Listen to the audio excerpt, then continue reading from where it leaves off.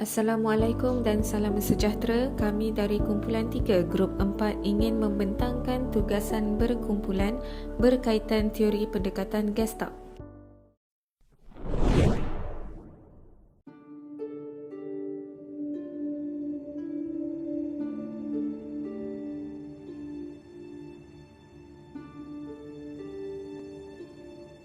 Syakila ialah pelajar semester 4 dalam bidang Diploma Teknologi Media Cetak di Politeknik. Berumur 20 tahun, berasal daripada Shah Alam, Selangor, Syakila merupakan anak sulung daripada 3 orang adik-beradik. Pada pertengahan semester, Syakila menunjukkan tanda-tanda suka menyendiri dan tidak fokus ketika berada di dalam kelas.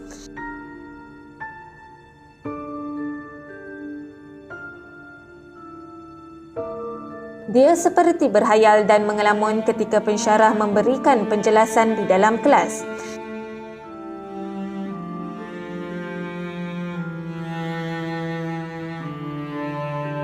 Syakila juga tidak dapat menyiapkan tugasan yang telah diberikan oleh pensyarah mengikut masa yang ditetapkan.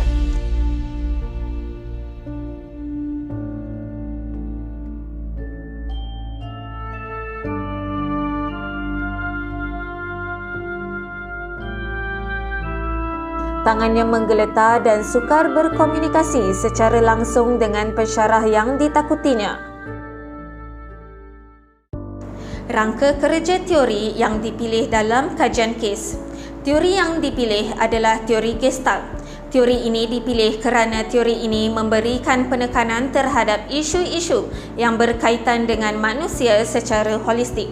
Manusia dilihat mempunyai satu keadaan yang terdiri daripada bahagian-bahagian yang saling berhubung kait antara satu sama lain, seperti perasaan, fikiran dan tingkah laku yang saling berinteraksi dan bergerak secara aktif, bukan secara berasingan.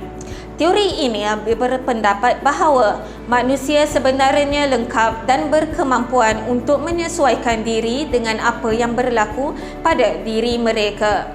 Pendekatan Gestalt ini telah menekankan kepada situasi semasa dan menikmati sepenuhnya apa yang ada, manakala implikasinya yang lepas tidak akan diambil kira. Antara perkara-perkara yang penting dalam pendekatan teori ini adalah: yang pertama, hidup pada masa sekarang, fokus pada masa sekarang. Yang kedua, nyatakan masalah dan bukan cuba untuk memberi alasan. Seterusnya, cuba alami perasaan yang menyakitkan, sama seperti apabila kita mengalami keseronokan.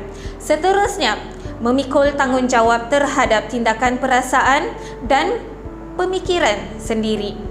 Yang terakhir, terima diri anda yang sebenar. Pendekatan Gestalt juga mengkaji masa lampau individu dengan cara yang menarik dan mengiktirafkan kepentingannya.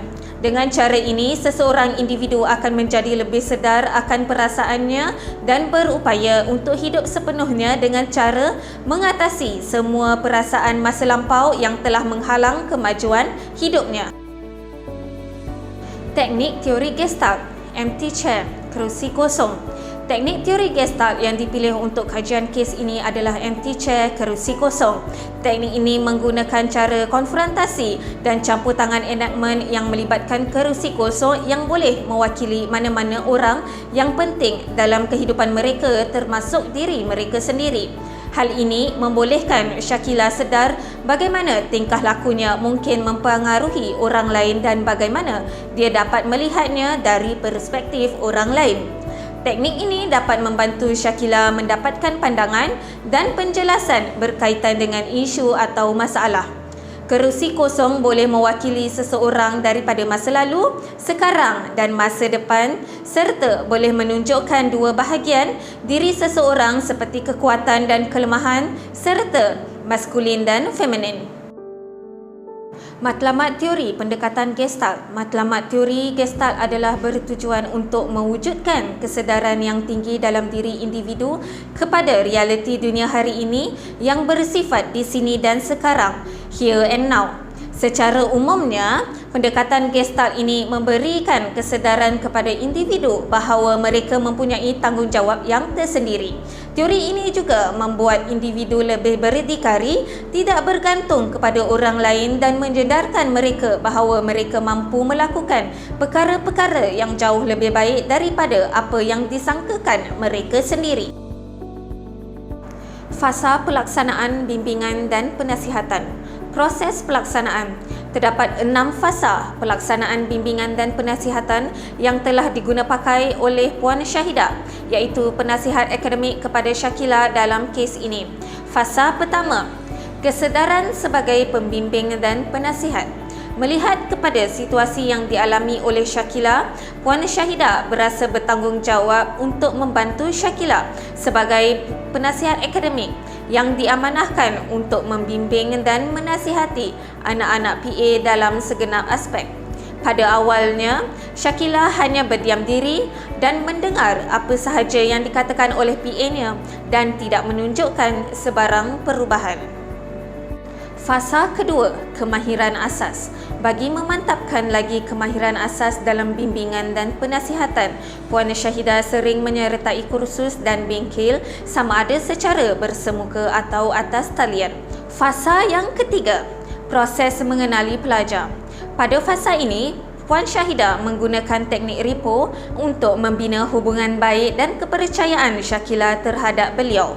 Setelah hubungan baik terbina di antara kedua-duanya, Shakila mula terbuka untuk menceritakan situasi dan perasaan beliau kepada Puan Syahidah. Fasa keempat, proses membimbing pelajar. Seterusnya, Puan Syahidah cuba meneroka masalah yang dihadapi Shakila secara lebih mendalam berpaksikan pendekatan teori Gestalt, di mana Puan Syahidah memfokuskan pertanyaan terhadap emosi dan perasaan Shakila pada masa tersebut. Hasil penerokaan masalah didapati bahawa Shakila merasa dirinya tidak disayangi oleh kedua ibu bapanya kerana sering dimarahi dan dibandingkan dengan adik-beradiknya yang lain. Shakila merasa dirinya berseorangan selepas datuknya, iaitu individu yang sentiasa memahami dan menyokongnya telah meninggal dunia. Fasa yang kelima, analisis penilaian. Fasa ini melihat keberkesanan hubungan bimbingan dan penasihatan di antara Puan Syahidah dan Shakila. Setelah beberapa sesi bimbingan dijalankan, Shakila menunjukkan maklum balas yang positif seperti lebih terbuka untuk berkongsi tentang masalah beliau dan segera berjumpa dengan Puan Syahidah bagi mendapatkan nasihat apabila emosinya terganggu serta mengikuti sesi kaunseling bersama pakar psikologi dan kembali bergaul dengan rakan-rakan agar tidak merasa keseorangan juga dan tidak disayangi. Fasa keenam, tindakan lanjutan. Lanjutan daripada fasa kelima, proses bimbingan masih diteruskan di mana Puan Syahidah sentiasa bertanya perkembangan Shakila dan memberikan nasihat dari semasa ke semasa di samping merujuk kes Shakila kepada pakar kaunseling di institusi. Puan Syahidah juga sentiasa memberikan sokongan dan galakan kepada Shakila dalam melaksanakan tugasan yang diberikan oleh pensyarah serta dorongan kepada Shakila untuk bergaul dengan rakan-rakan yang lain. Kesimpulan, teori pendekatan Gestalt menekankan kesedaran masa kini. Hal ini tidak bermakna pendekatan Gestalt mengabaikan masa lampau pelajar, tetapi penekanannya ialah bagaimana pelajar melihat masa lampau daripada perspektif pada masa kini.